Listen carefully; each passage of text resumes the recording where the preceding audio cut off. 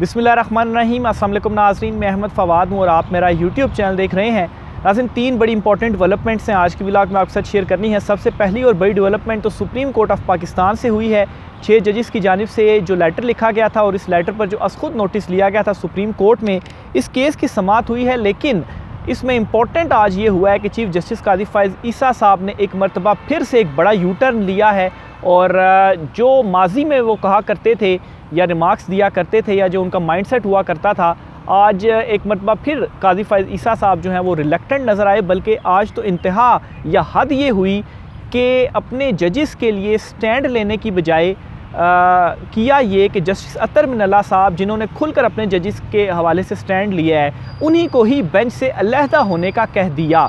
तो यहाँ तक चीफ़ जस्टिस कादी फ़ाइज़ ईसा साहब जो हैं वो पहुँच चुके हैं। क्या ऑब्जर्वेशंस हैं, कुछ आम तरीन डिटेल्स हैं इस केस के हवाले से आपके साथ मैंने शेयर करनी है। दूसरे नंबर पर नाज़रीन, इमरान खान साहब को एक मरतबा फिर से जो पैगाम है वो भेजा गया है सुलह के हवाले से, इस पर भी कुछ डिटेल्स आपके साथ मैं शेयर करूँगा। अमरीकी नुमाइंदे की मुलाकात हुई है इमरान खान साहब से।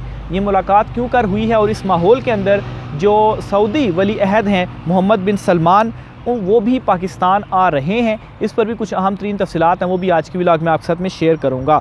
सबसे पहले तो नाज़रीन, जो केस हुआ है 6 जजेस के लेटर वाला, इसकी तफसीलात आपके साथ में शेयर करता चलूँ। अच्छा, इसमें जो डेवलपमेंट है आपको बताता चलूँ जी कि केस को गैर मुइना मुद्दत के लिए समाअत के लिए मुलतवी किया गया है और अटॉर्नी जनरल को क्योंकि गुज़श्ता समाअत का तहरीरी हुक्मनामा नहीं मिला था तो इस वजह से उन्होंने आज दलाइल नहीं दिए।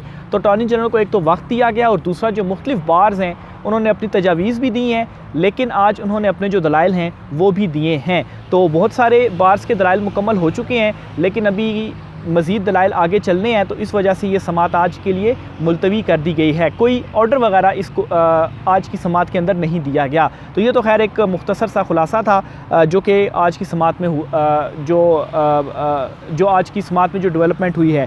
बहरहाल जी, इम्पॉर्टेंट इसमें आज ये हुआ है, चीफ़ जस्टिस कादी फ़ाइज़ ईसा और जस्टिस अतर मिनल्ला साहब जो हैं उनके दरमियान खासी तल्ख़ कलामी हुई और ये तल्ख़ कलामी इस हद तक पहुँची कि चीफ़ जस्टिस साहब ने अतर मिनल्ला साहब को बेंच से अलहदा होने का भी कह दिया। लेकिन जस्टिस अतर मिनल्ला जो हैं वो डट कर खड़े हुए हैं अपनी अदलिया और इन 6 जजेस के ख़िलाफ़। और दूसरी तरफ चीफ़ जस्टिस कादी फ़ाइज़ ईसा साहब जो हैं आज तो वो बिल्कुल इस हद तक रिलक्टेंट नज़र आए कि वो ये चाहते हैं जी कि बस ये मामला ख़त्म हो जाए और कोई जो कार्रवाई है या ये जो मुदाखलत हो रही है अदलिया के अंदर, इस मुदाखलत को ना रोका जाए, इस हद तक वो नज़र आए। तफसीलात आपके साथ शेयर करता हूँ जी। एक तो जस्टिस अतर मिनल्ला साहब कैसे डट कर खड़े हुए जी आज जजेस के साथ। उन्होंने ये कहा जी एक इजाफी नोट में अपने कि वफाकी हुकूमत को अपनी पोजीशन वाज़े करनी चाहिए। हाई कोर्ट के जजेस ने निशानदेही की है कि मुदाखलत का सिलसिला अब तक जारी है। यानी कि एक तरफ तो चीफ़ जस्टिस साहब जो हैं वो इस मामले के ऊपर आने के लिए तैयार नहीं हैं, लेकिन दूसरी तरफ जस्टिस अतर मिनल्ला जो हैं वो खुलकर बोल भी रहे हैं और डट भी गए हैं। और उन्होंने ये कह दिया अपने इजाफी नोट में कि जो वफाकी हुकूमत है उसे अपनी पोजीशन वाज़े करनी चाहिए, क्योंकि जजेस ये भी अब कह रही हैं, क्योंकि जो कुछ अदलिया की जानिब से भी हाई कोर्ट्स की जानिब से जो तजावीज़ आई थी उनमें जो चीज़ें सामने आई थी उस पर चीफ़ जस्टिस अतर मिनल्ला साहब ने कहा कि अभी भी मुदाखलत का जो सिलसिला है वो जारी है, लेकिन वफाकी हुकूमत की क्या पोजीशन है उसे क्लियर करनी चाहिए। फिर जी मज़ीद जस्टिस अतर मिनल्ला साहब ने क्या कहा जी, ये भी आपके सामने रखता हूँ जी। उन्होंने ये कहा जी, जो ये कहा जा रहा था कि क्यों जो इस्लामाबाद हाई कोर्ट के जजेस हैं उन्होंने लेटर लिखने के बजाय अगर वो ख़ुद तौहीन अदालत का मामला ले जाते, तौहीन अदालत लगाते और ख़ुद ही इस मामले को देखते, तो उन्होंने ऐसा क्यों नहीं कहा। तो इस पर जी ये सवालात उठाए जाते रहे। इवन के जस्टिस मुसरत हिलाली साहब की जानिब से भी क्वेश्चन उठाया गया जी कि जो जज दबाव नहीं बर्दाश्त कर सकता या उसको टैकल नहीं कर सकता तो उसे अपनी कुर्सी छोड़ देनी चाहिए। बहरहाल जी, जस्टिस अतर मिनल्ला साहब ने आज एक मौके पर यह कहा कि आप कह रहे हैं कि डिस्ट्रिक्ट जज वो काम करे जो सुप्रीम कोर्ट नहीं कर सकती। यानी कि इन रिमार्क से तो फिर यही पता चलता है ना कि आप बार बार अगर ये कह रहे हैं कि उन जजेस ने क्यों नहीं किया, क्यों उन्होंने तौहीन अदालत नहीं लगाई और हमारे ऊपर मामला छोड़ दिया, तो एक काम जो आप ख़ुद करने में रिलक्टेंट हैं और आप ख़ुद नहीं कर पा रहे, तो आप कैसे एक्सपेक्ट कर सकते हैं कि डिस्ट्रिक्ट जज जो है वो ये काम कर सकता है। क्यों? क्योंकि as compare to supreme court जज, डिस्ट्रिक्ट जज की वो पावर नहीं होती जो सुप्रीम कोर्ट के जज की पावर होती है, या वो जितनी ज़्यादा हाईलाइट होती है, या उसके साथ ज़्यादा लोग या जो जजेस हैं वो डट कर खड़े हो सकते हैं एज़ कम्पेयर टू एक डिस्ट्रिक्ट जज की या सेशन जज की। इवन के हाई कोर्ट का भी अगर सिंगल जज होता, और इसकी एग्जांपल भी हमने देख ली है, जस्टिस शौकत अजीज़ सिद्दीकी साहब का जो केस था उसमें उन्होंने तकरीर की थी और उसके बाद उनको हटा दिया गया, बरतरफ कर दिया गया, और अब उनकी जो बरतरफी है रिटायरमेंट में तब्दील की गई है। लेकिन उस वक्त वो अकेले खड़े हुए थे तो उनके साथ ये हुआ, कोई अदलिया नहीं बोली। अब तो 6 जजेस डट गए हैं। तो बहरहाल ये अतर मिल्ला साहब कहना चाह रहे हैं कि अगर एक जज या सेशन जज जो है आप उसकी बात करें, अगर सुप्रीम कोर्ट कुछ नहीं कर पा रही तो आप उसकी बात क्यों कर रहे हैं। यानी कि वो कहना चाह रहे थे कि सुप्रीम कोर्ट को कोई एक्शन लेना चाहिए। जस्टिस मंसूर अली शाह साहब भी ये कह चुके हैं कि ये जो मुदाखलत का दरवाज़ा, इसे एटलीस्ट हम बंद तो करें ताकि आइंदा मुदाखलत ना हो। फिर जी जस्टिस अतर मिल्ला ने यह भी कहा कि मुदाखलत ना फैज़ाबाद धरना केस से रुकी ना किसी और चीज़ से। जजेस ने हाईलाइट किया कि मुदाखलत एक जारी सिलसिला और रुझान है। आप बताएं ऐसा क्या डर खौफ पैदा किया जाए कि ये सिलसिला रुके। ये भी आज जस्टिस अतर मिल्ला साहब की जानिब से कहा गया है।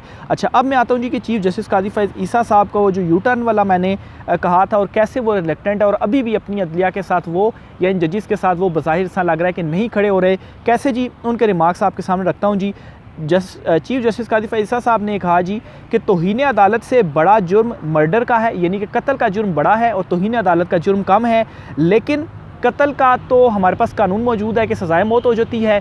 कानून होने के बावजूद भी मर्डर होते हैं और उसके बाद केसेस आते हैं। ये चीफ़ जस्टिस काजी फैज़ ईसा की जानिब से जो रिमार्क्स है, जो सवाल है वो किया गया और कहा गया जी कि वहाँ मर्डर का तो कानून मौजूद है, तो क्या मर्डर रुक गए हैं। इतनी बड़ी बात चीफ़ जस्टिस काजी फैज़ ईसा साहब ने कह दी है। यानी कि इसका मतलब ये है, वो कहना चाहते हैं कि जी ये जो आपने मुदाखलत के हवाले से हम कोई कानून बना दें या तौहीन अदालत का जो एक लॉ है तो अच्छा वो तो मौजूद है, लेकिन इस मुदाखलत को रोकने के लिए अगर हम कोई इक़दाम करें या कोई कानून मौजूद हो तो क्या उससे मुदाखलत रुक जाएगी। यानी कि आप इमेजिन करें कि वो ये सोच रहे हैं इस वक्त के कानून नहीं होना चाहिए क्योंकि इससे तो मुदाखलत नहीं रुकेगी। तो फिर इससे तो ये भी आप देख लें जी कि अगर आप ये सवाल पूछ रहे हैं तो मर्डर का कानून मौजूद है और फिर भी मर्डर नहीं रुक रहे, तो क्या जो कानून है उसको ख़त्म कर दिया जाना चाहिए और यूं ही सबको जो है वो खुला छोड़ देना चाहिए। तो ये वो चीज़ है कि मैं कह रहा हूँ कि इससे ये पता चलता है कि चीफ़ जस्टिस काजी फैज़ ईसा साहब जो हैं वो किस हद तक अपने जजेस से, अपनी अदलिया के साथ वो स्टैंड नहीं कर रहे और दूसरी साइड पर मुदाखलत करने वालों के साथ खड़े हुए हैं। अच्छा, इसी तरीके से जी चीफ़ जस्टिस काजी फैज़ ईसा और जस्टिस अतर मिल्ला के दरमियान तल्ख़ कलामी क्या हुई वो भी आपको बताता हूँ जी। 76 साल से इस मुल्क में झूठ बोला जा रहा है, हम खौफज़दा क्यों हैं, सच क्यों नहीं बोलते, हमें अदलिया में मुदाखलत को तस्लीम करना चाहिए। ये जस्टिस अतर मिल्ला ने कहा। इसके जवाब में चीफ़ जस्टिस पाकिस्तान ने कहा जी कि मैं इस दलील से इत्तफ़ाक़ नहीं करता।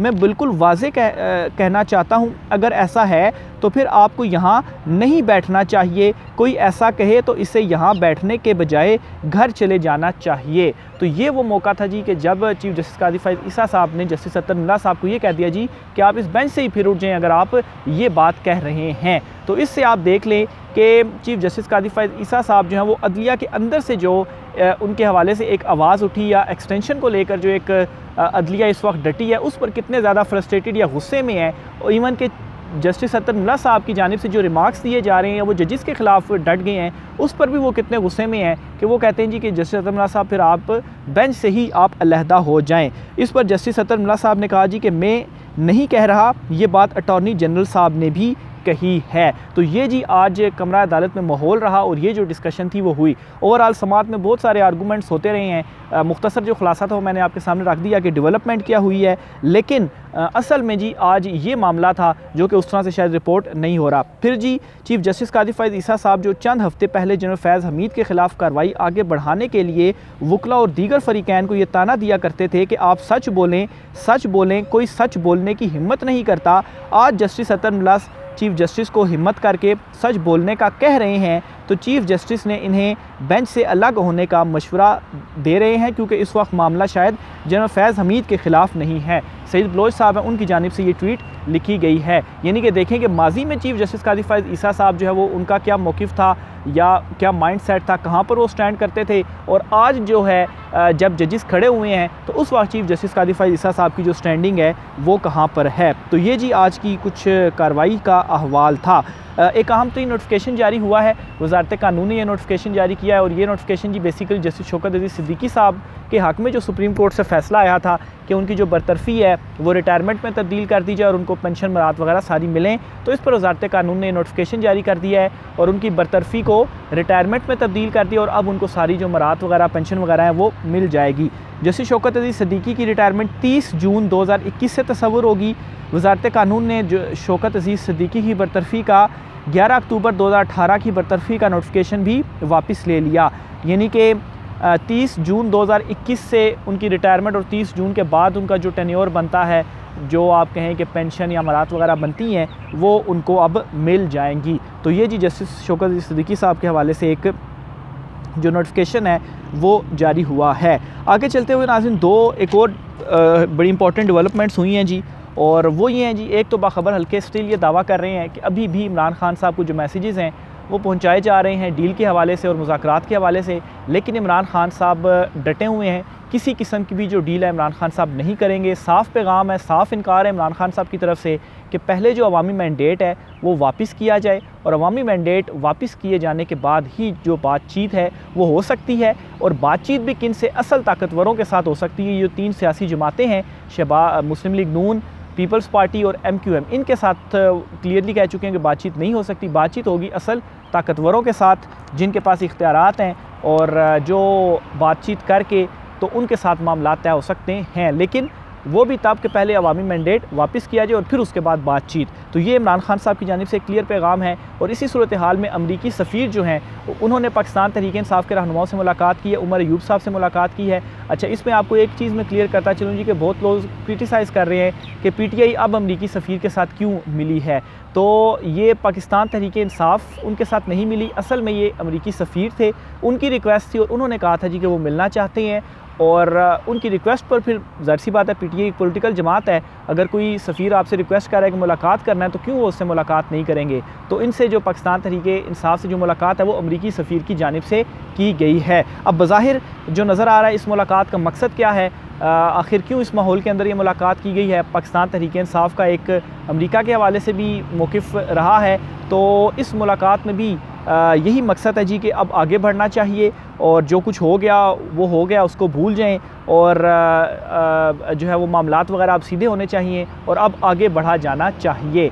तो ये तो वैसे इमरान खान साहब को बहुत सारी जगहों से भी ये पैगाम आ रहे हैं, बहरहाल यहाँ से भी एक जो मकसद है वो इस मुलाकात का यही नज़र आता है। फिर इसी तरह से नाज़रीन, सऊदी जो वली अहद हैं मोहम्मद बिन सलमान, वो भी पाकिस्तान आ रहे हैं। 10 से 15 मई की तारीख़ का बताया जा रहा है कि इम्कान है कि वो पाकिस्तान का जो दौरा है वो करेंगे, और मौजूदा इस्टेब्लिशमेंट या मौजूदा हुकूमत की भरपूर कोशिशों के बाद बखबर हल्कों का दावा है कि वो ये उनकी ख्वाहिश थी कि सऊदी जो वली अहद हैं वो पाकिस्तान का विज़िट करें, क्योंकि पाकिस्तान का विज़िट करते हैं और अगर पाकिस्तान में कोई सरमायाकारी अनाउंस करते हैं तो इससे हो सकता है कि कुछ जो हालात हैं पाकिस्तान के वो बेहतरी की तरफ जा सकें। क्योंकि अभी जो सूरत हाल है, कहीं से कोई जो इन्वेस्टमेंट है पाकिस्तान में वो आ नहीं रही, और इन्वेस्टमेंट क्यों नहीं आ रही, इन्वेस्टर जो है वो क्यों पाकिस्तान में इन्वेस्टमेंट नहीं लाता, उसके लिए ज़रूरी यही है कि जो स्टेबिलिटी है पाकिस्तान में वो होनी चाहिए, और इकनॉमिकली स्टेबिलिटी और ख़ास तौर पर जो पॉलिटिकल स्टेबिलिटी है वो होनी चाहिए। और पॉलिटिकल स्टेबिलिटी किस तरीके से होगी, जिसे अवाम ने मैंडेट दिया हुआ है वो तो जेल में बैठा हुआ है, और जो बाकी हैं वो यहाँ पर हुकूमत इस वक्त कर रही है। तो बहरहाल जी जो मकसद बताया जा रहा है वो यही है जी कि सरमायाकारी के सिलसिले में वो आएंगे, और 10 से 15 तारीख़ के दरमियान कोई डेट होगी, और इम्कान है, खैर वैसे अभी भी ये कन्फर्म नहीं है कि वो पाकिस्तान में आएंगे, अभी भी इम्कान है कि वो पाकिस्तान का दौरा करेंगे। तो बहरहाल जी ये कुछ अहम तरीन तफसीलात थी। सुप्रीम कोर्ट ऑफ पाकिस्तान में आज भी जो ये केस भी हुआ है, इसमें भी बज़ाहिर तो चीफ़ जस्टिस कादी फ़ाइज़ ईसा साहब का मूड कुछ ठीक नहीं लगा, बेचैनी, परेशानी और जो है वो गुस्से में आज भी लगे, और ख़ास तौर पर जिस तरीके से अतर मिनल्ला साहब के साथ एक जो ये हुआ तू मैं तो खैर इसको नहीं कह सकेंगे, हाँ अगर ये कहा जाए कि एक आम अगर गली मोहल्ले में तो एक तूतू मैम होती है, वो तो और तर्ज में होती है, लेकिन सुप्रीम कोर्ट ऑफ पाकिस्तान में जो तूतू मैम है वो ज़रा आप कहें कि थोड़े महज़ब अंदाज में होती है, और इसको आप सुप्रीम कोर्ट की तूतू मैम कह सकते हैं। आप देखें ना कि ये कोई छोटी बात तो नहीं है कि एक जज रिमार्क्स दे रहा है, सवाल पूछ रहा है, तो उसको आप ये कहें कि आप फिर बेंच से अलहदा हो जाएं। तो इस तरह का बात करना भी ये ज़ाहिर करता है कि कुछ ना कुछ गड़बड़ है, और कुछ ना कुछ गड़बड़ क्या साफ़ सारी चीज़ें नज़र आ रही हैं कि वाकई गड़बड़ हैं। और चीफ़ जस्टिस काजी फैज़ ईसा साहब से बहुत सारे मामलात के ऊपर इस वक्त जो जजेज़ हैं वो इख्तलाफ में हैं। तो ये आज की कुछ आम तरीन तफसीलात ही राय का इज़हार कीजिएगा। इजाज़त दीजिए, अल्लाह हाफ़िज़।